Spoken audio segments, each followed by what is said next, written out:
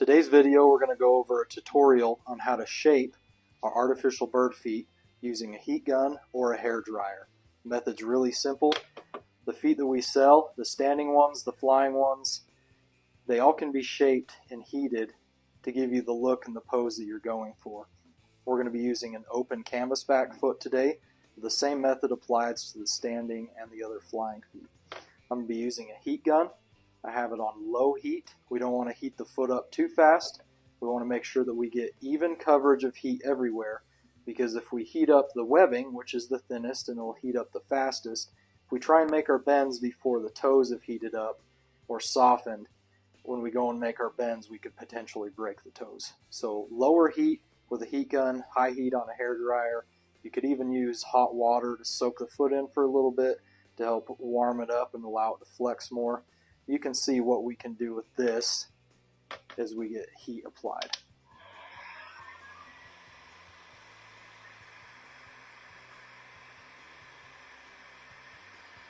Now, an indicator for if you're going too hot is the foot will start to turn yellow. And if you start seeing yellow on the foot, it means that area of the foot's getting a little too much heat and it's time to back off. So I'll just be applying heat evenly over the whole foot.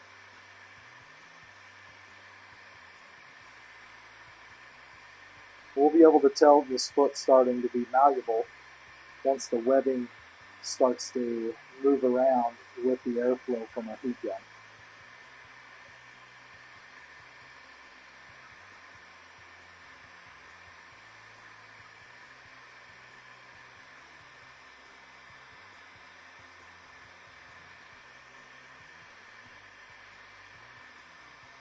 During this process, it can be tempting to try and get this done as fast as you can, but I promise that being patient doing this will pay off. So if you can see in the video there, as I'm applying heat, that foot's now starting to move, and the toes just slightly bending back and forth. That tells me that we're at a good heat point to start shaping this foot. So now you can see how flexible that foot is now, and we're able to tuck it in this way, flare it out that way if we want.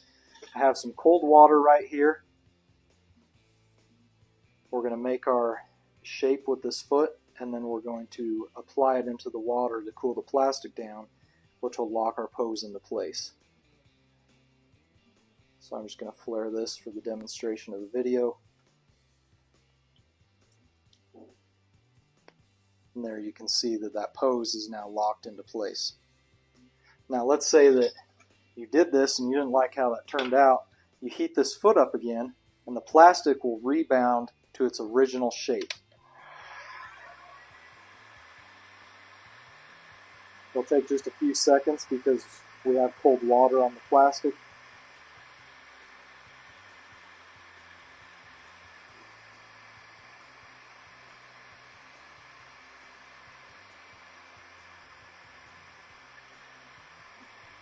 But now you can see that foot is going back to its original pose with the heat.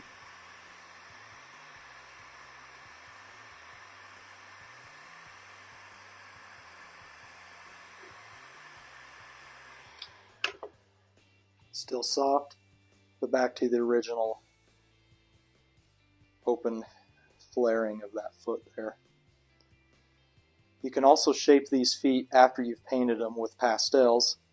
I haven't had any issues with paint cracking.